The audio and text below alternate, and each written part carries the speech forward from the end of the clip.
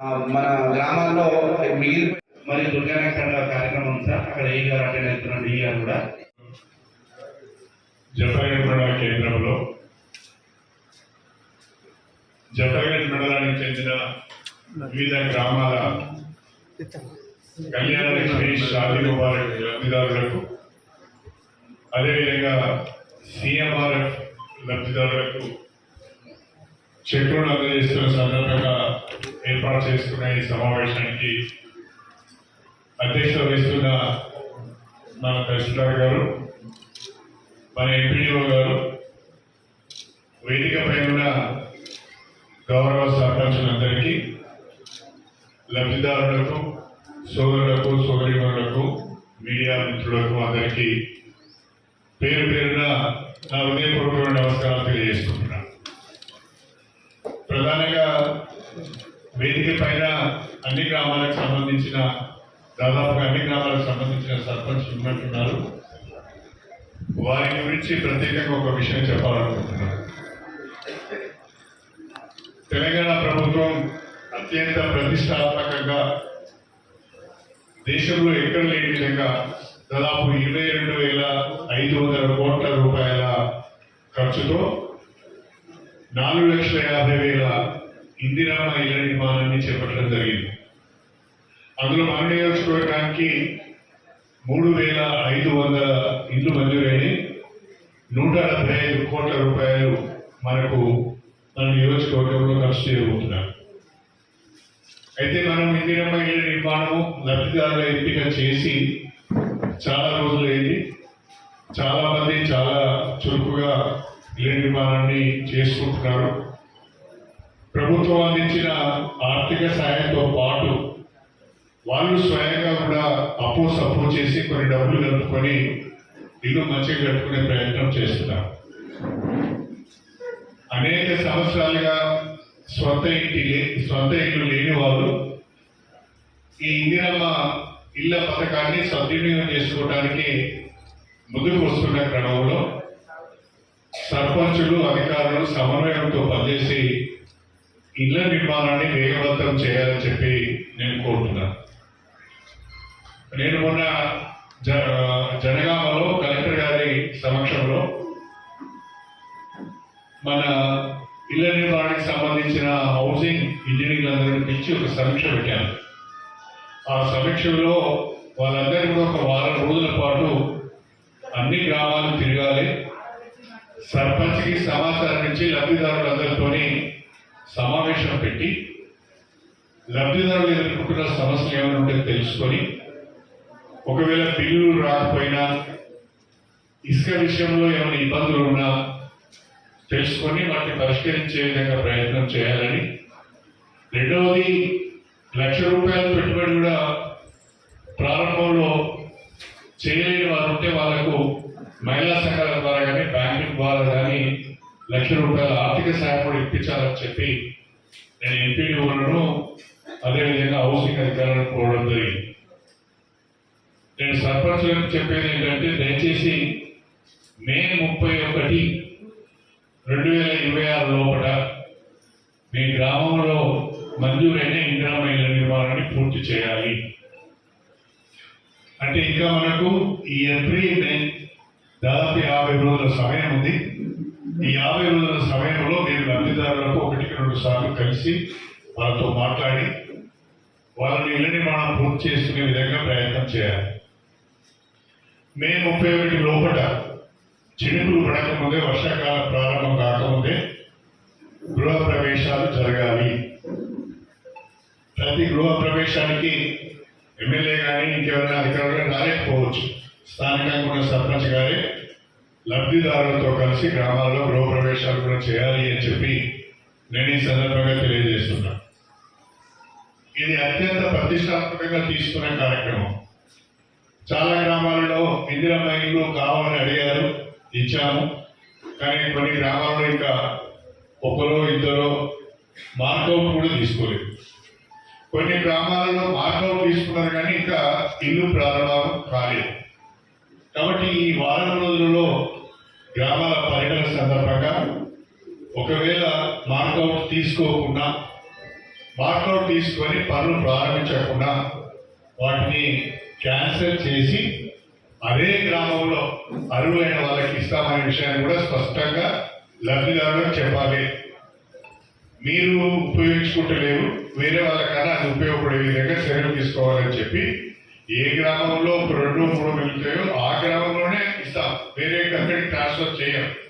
కాబట్టి గౌరవ సర్పంచ్లందరూ కూడా మీ గ్రామంలో లబ్ధిదారులందరితో సమావేశపరిచి మాట్లాడి మేము 31 లోపు తప్పకుండా ఇల్లు నిర్మాణం పూర్తి చేయించాలని చెప్పి నేను కోరుతున్నాను. మళ్ళీ మనకు వచ్చే నెల మే మాసంలో మళ్ళీ ఇందిరమ్మ ఇల్లు రాష్ట్ర ప్రభుత్వం మంజూరు చేస్తున్నది. ఏ గ్రామంలోనైతే ఇందిరమ్మ ఇళ్ల నిర్మాణం సర్పంచ్లు ముందుండి పూర్తి చేస్తారో ఆ గ్రామానికి ఇల్లు ఇస్తారు.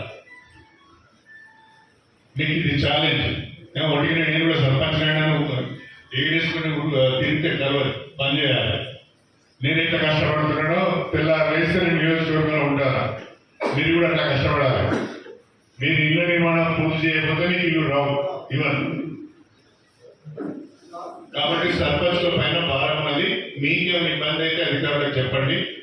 అధికారులతో కాలేదంటే నాకు ఫోన్ చేసి చెప్పండి, సార్ మా దగ్గర 2 ఆగిపోయినాయి, ఈ కారణం వల్ల ఆగిపోయినాయి, మీరు అధికారులతో మాట్లాడమంటే నేను మాట్లాడడానికి సిద్ధంగా ఉన్నాను అని చెప్పి కూడా ఈ సందర్భంగా తెలియజేస్తున్నాను. రెండవది, ఇది కూడా సర్పంచ్లకి నేను చెప్పదలుచుకున్నాను. మన యాసంగి కోతులు దగ్గరికి వచ్చినాయి. దాదాపుగా మన దగ్గర అన్ని గ్రామాల్లో కూడా ఐటీపీ సెంటర్లు కానీ పిఎస్సి సెంటర్లు కొనుగోలు కేంద్రాలు పెట్టారు. ఇంకా కావాలంటే కూడా ప్రతి గ్రామంలో లేని దగ్గర కూడా ఐటీపీ సెంటర్లు ఇవ్వడానికి సిద్ధంగా ఉన్నాను. ప్రతి గ్రామంలో రైతులకు ఇబ్బంది కాకుండా ధాన్యం కొనుగోలు కేంద్రాలు ఏర్పాటు చేసుకోవాలి. ఐటీపీ సెంటర్ ఇచ్చిన కాడ సర్పంచ్ ముందుండి మహిళా సంఘాలకు సహకరించాలి. పిఎస్సిఎస్ ఇచ్చిన కాడ వాళ్ళు చేసుకుంటారు, కానీ ఐటీపీ సెంటర్ ఇచ్చిన కాడ సర్పంచ్ ముందుండి వాళ్ళకి ఏమైనా అవసరాలు ఉంటే మహిళా సంఘాలకు మీ సహకారాన్ని అందించాలి. ప్రతి గ్రామంలో కూడా ఐటీపీ ద్వారా పిఎస్సిఎస్ కొనుగోలు కేంద్రాల ద్వారా మాత్రమే రైతులు ధాన్యం అమ్ముకునే విధంగా మనం చర్యలు తీసుకోవాలి. ప్రభుత్వం ఏర్పాటు చేసిన కొనుగోలు కేంద్రాలలో ధాన్యం అమ్ముకోకపోతే వాళ్ళకి మద్దతు ధర రాదు అనే విషయం ప్రజలందరికీ అర్థమైంది. కాబట్టి అందరూ కూడా కొనుగోలు కేంద్రాలకి వస్తున్నారు.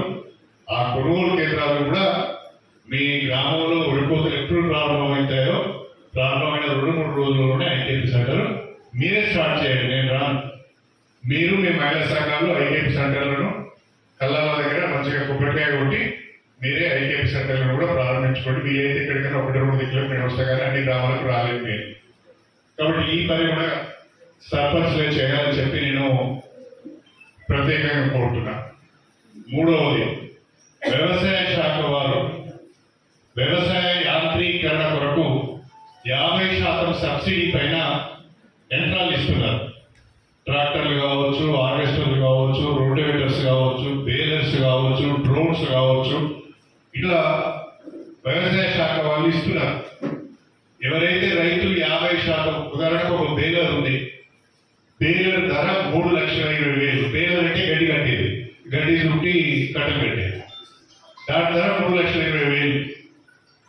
రైతు 1,60,000 కడితే ఇంకా 1,60,000 ప్రభుత్వమే సబ్సిడీ ఇస్తుంది, సగం ధరకే ఇస్తుంది.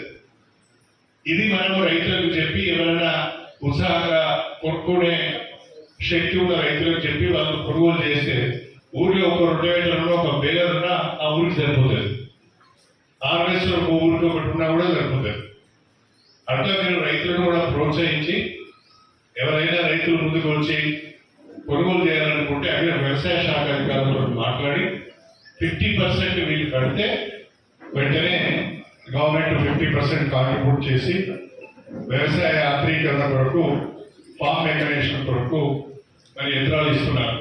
ఎందుకంటే వ్యవసాయ కూలీలు దొరుకుతలేదు, పనులు కొంచెం ఇబ్బంది అవుతుంది, పెట్టుబడి పెరుగుతున్నది. కాబట్టి మనం ఈ యంత్రాల ద్వారా వ్యవసాయం చేసుకుంటే కొంత లాభసాటిగా ఉంటుందనేది ప్రభుత్వం ఆలోచన. రాష్ట్ర కేంద్ర ప్రభుత్వాలు ఫామ్ మెకనైజేషన్ కొరకు పెద్ద ఎత్తున సబ్సిడీ ఇస్తున్నారు. దాన్ని రైతులు ఉపయోగించుకునే విధంగా కూడా మనం ప్రోత్సహించవలసిన అవసరం ఉంది అని చెప్పి నేను ఈ సందర్భంగా తెలియజేస్తున్నాను. రాష్ట్రంలో వ్యవసాయానికి అండగా ఉండాలి, రైతుకు తోడుగా ఉండాలనే ఆలోచనతోని రాష్ట్ర ప్రభుత్వం అనేక సంక్షేమ పథకాలు చేపడుతున్న విషయం మీకు తెలుసు. ఇవాళ పంట రుణాలు మాఫ్ చేసినాం, సంవత్సరానికి 2 సార్లు 12,000 రూపాయల రైతు భరోసా ఎకరానికి ఇస్తున్నాం. అదేవిధంగా సన్నాలు పండించే రైతులకు మన వానాకాలంలో సన్నాలు రైతుల దగ్గర కొనుగోలు చేస్తున్నాం. ఆ కొనుగోలు చేసిన రైతులందరికీ కూడా వాళ్ళకి రావాల్సిన బోనస్ కూడా మనం చెల్లించినాం. ఆ రకంగా అన్ని రకాలుగా కూడా మనము వాళ్ళకు ఉపయోగపడుతున్నాం. కాబట్టి రైతు సంక్షేమం కొరకు, మహిళా సంక్షేమం కొరకు, పేదల సంక్షేమం కొరకు ఈ ప్రభుత్వం కష్టపడి పనిచేస్తున్నది. మీకు తెలియదు కాదు, రాష్ట్ర ప్రభుత్వం పైన ఎవరెన్ని రకాల మాట్లాడినా, రాజకీయ ఆరోపణలు చేసినా, విమర్శలు చేసినా రాష్ట్ర ప్రభుత్వం పైన 8 లక్షల కోట్ల రూపాయల అప్పున్న మాట వాస్తవం.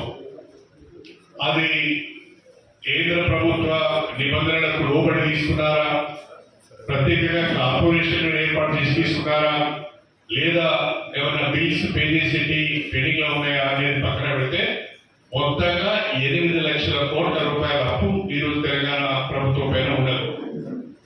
దానికి ప్రతి నెల మితి కడుతున్నాం, అసలు కడుతున్నాం.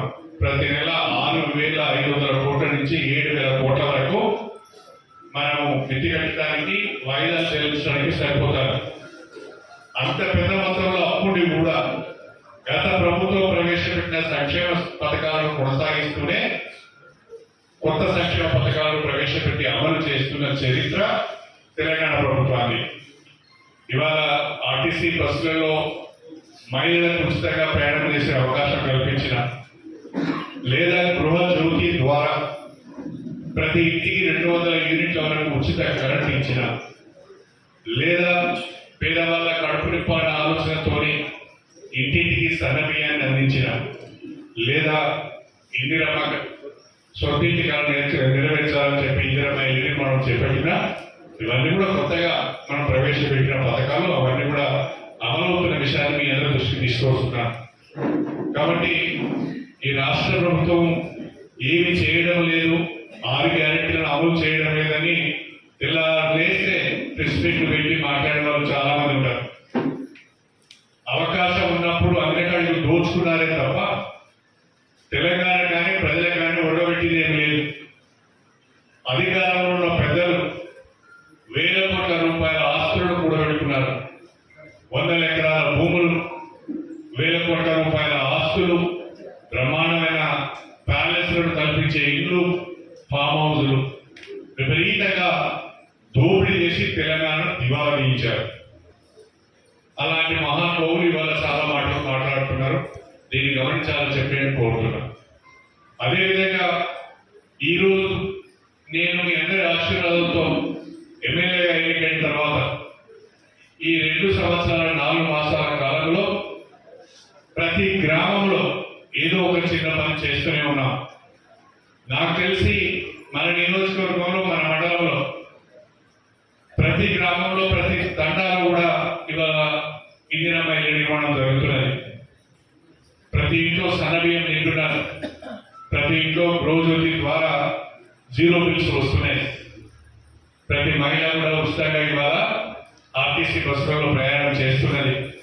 అవి కాకుండా ఇవాళ అంగన్వాడీ బిల్డింగ్లు కానీ, సీసీ రోడ్లు కానీ, సైడ్ డ్రైన్స్ కానీ, లేదా మహిళా సమాఖ్య భవనాలు కానీ, అవసరం ఉన్న గ్రామ పంచాయతీ బిల్డింగ్లు కానీ పెద్ద ఎత్తున చేపట్టి పనులు చేస్తున్నామని చెప్పి ఈ సందర్భంగా నేను మీ అందరికీ కూడా సవినయంగా తెలియజేసుకుంటున్నాను. రాజకీయాలకు అతీతంగా మన గ్రామాలను, మన నియోజకవర్గాన్ని అభివృద్ధి చేసుకుందామని చెప్పి నేను మీ అందరికీ విజ్ఞప్తి చేస్తున్నాను. దానికి అందరూ కలిసి రావాల్సిందిగా నా యొక్క మనవి. మనకు ప్రజాప్రతినిధిగా అవకాశం వచ్చినప్పుడు ఏం చేస్తామనేది చాలా ముఖ్యం. అవకాశం వచ్చిందా, తిన్నామా, తాగినామా, ఎగిరినా, దురికినామా అన్ని చిల్లర పనులు చిల్లర చేసి గ్రామానికి, నియోజకవర్గం చెడపేరు తెవద్దు. మర్యాదగా ఉండాలి, హోదాగా ఉండాలి, అవినీతికి దూరంగా ఉండాలి, నిజాయితీగా పనిచేయాలి, కష్టం వచ్చినోడికి ఆదుకోవాలి, మన మార్గం చూపించాలి. అప్పుడే ప్రజలు గుర్తుపెట్టుకుంటారు. ఆ విధంగా రాజకీయాలకు అతీతంగా ఈ నియోజకవర్గాన్ని అభివృద్ధి చేసుకుందాం. ప్రజాప్రతినిధులు, ఎన్నికైన సర్పంచులందరూ ప్రజలందరూ కూడా ఈ అభివృద్ధిలో భాగస్వాములు కావాలి అని సరైన రీతిలో సలహాలు సూచనలు ఇవ్వాలని చెప్పి నేను ఈ సందర్భంగా మీ అందరూ కూడా కోరుతూ మరి ఈరోజు కళ్యాణ లక్ష్మి ద్వారా మన జఫర్గఢ్ మండలంలో 20 మంది లబ్ధిదారులకు 20 కుటుంబాలకు 20,02,320 రూపాయలు చెక్కులు పంపిణీ చేస్తున్నాం. అదేవిధంగా సీఎంఆర్ఎఫ్ ద్వారా 45 మందికి 13,29,000 రూపాయలను ఇవాళ పంపిణీ చేస్తున్నాం. అంటే ఈ రోజు ఇక్కడ 65 మంది లబ్ధిదారులకు దాదాపుగా 43,31,000 రూపాయలను ప్రభుత్వ పరంగా అందజేయడం జరుగుతున్నది. రాష్ట్రంలో మన నియోజకవర్గంలో అత్యధికంగా సీఎంఆర్ఎఫ్ చెక్లు ఇస్తున్నాం, ఎల్ఓసీలు ఇస్తున్నాం. ఎవరు వచ్చినా కూడా కాదనకుండా నువ్వు ఏ పార్టీ, నువ్వు ఎవరికి ఓటేసినావనే ప్రశ్న తలెత్తకుండా ఎవరు వచ్చి ఎమ్మెల్యే గారికి రిప్రజెంటేషన్ ఇచ్చినా, వినతి పత్రం ఇచ్చినా అందరికీ సీఎంఆర్ఎఫ్లు, అందరికీ ఎల్ఓసీలు ఇస్తున్నాం. కాబట్టి ఇక్కడ ప్రభుత్వం సహాయం అందజేసే విషయంలో రాజకీయాలు అవసరం లేదనే ఉద్దేశంతో నేను పనిచేస్తున్నాను. మీరు కూడా సర్పంచ్ని కూడా నాకు ఓటేసీలో నాకు ఓటేయలేదని చూడకుండా గ్రామం ఎవరికైనా ఏదైనా ప్రభుత్వ పరంగా ఎల్ఓసీనో సీఎంఆర్ఎఫ్ అవసరం ఉన్నప్పుడు మీరు ముందుకు వచ్చి సహాయం చేస్తే గుర్తుపెట్టుకుంటారు వాళ్ళు. అదే మనం సర్పంచ్ ఓటు వేయకుండా కూడా మనకైతే సహాయం చేసింది అని గుర్తుపెట్టుకుంటారు. అట్లా మన పనితీరు ఉండాలని చెప్పి నేను ఈ సందర్భంగా మీ అందరూ కూడా కోరుకుంటూ ఈ అవకాశం కల్పించిన అందరికీ, చాలా మంది నిలబడి ఉన్నారు ఇక్కడ, కొంచెం మన వేదిక రైతు వేదిక చిన్నగా అయిపోయింది, క్షమించవలసిన కోరుకుంటూ మీ అందరి దగ్గర సెలవు తీసుకుంటున్నాను. అందరికీ నమస్కారం.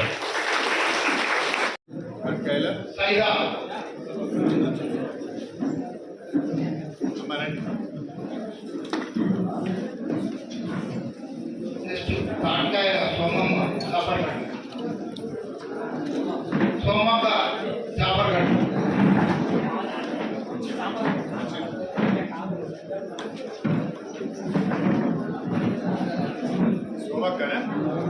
కావేరి యాగమ్మ తిమ్మాపూర్,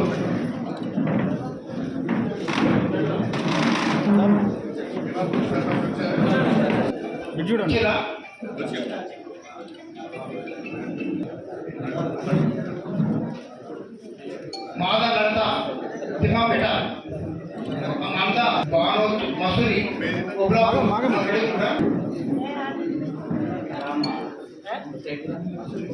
మసూరి గోబులాపూర్ రావాలి. నెక్స్ట్ ఉప్పుగల్ మాన్పాటి కవిత పెళ్ళి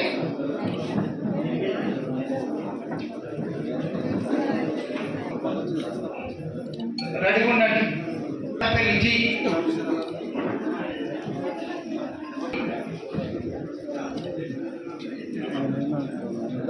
రఘునాథ్ పెళ్లి గ్రామ ప్రవీణ సర్పంచ్ అటెండ్ సర్పంచ్ గారు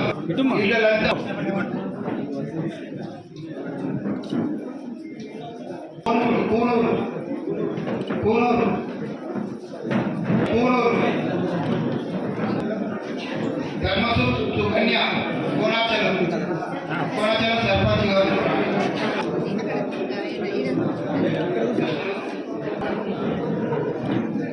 వర్షిని కంకటాపూర్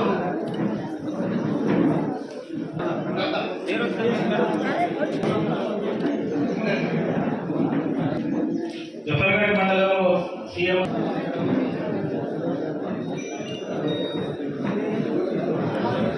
ఆయిషా బేగం జఫర్గఢ్, గైరునిసా బేగం జఫర్గఢ్, గైరునిసా బేగం జగదీశ్ సింగ్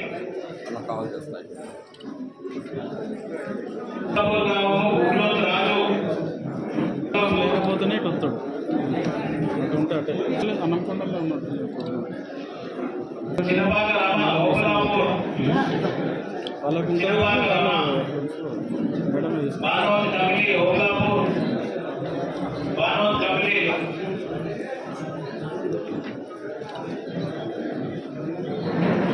తాటి పుచ్చయ్య ఉగ్గల్ గ్రామము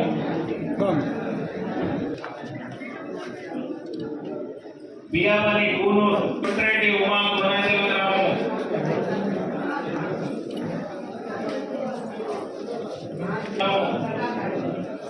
కృష్ణ అమ్మవారి కృష్ణ కృష్ణతండ వడ్లకొండ రాజ్ కుమార్ తమడపల్లి వేపుల సోమనరసమ్మ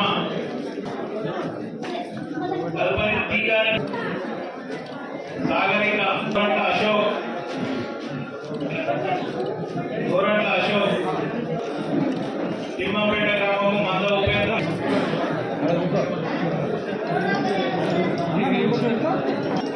రాళ్లపల్లి అనితం తిమ్మపేట గ్రామం ఉపాధినగర్ గ్రామం అండి చెవరపోయిన దామోదర్ నీరెడ్డి స్వరూప హిమ్మత్ నగర్ సూరాల గ్రామము గోనె చరణ్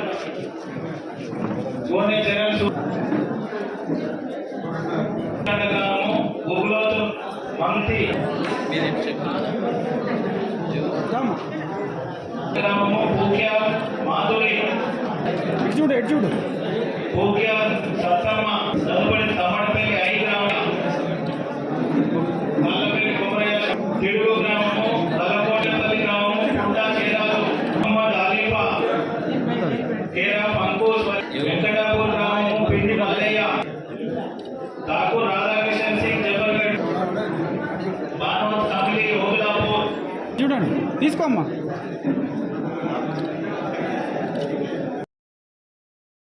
మీరు రావాలమ్మా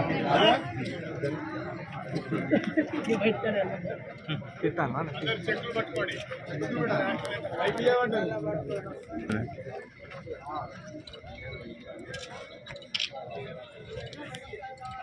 ఈ రోజే అందరు బ్యాంక్ లోన్ వేసుకోండి చెట్లు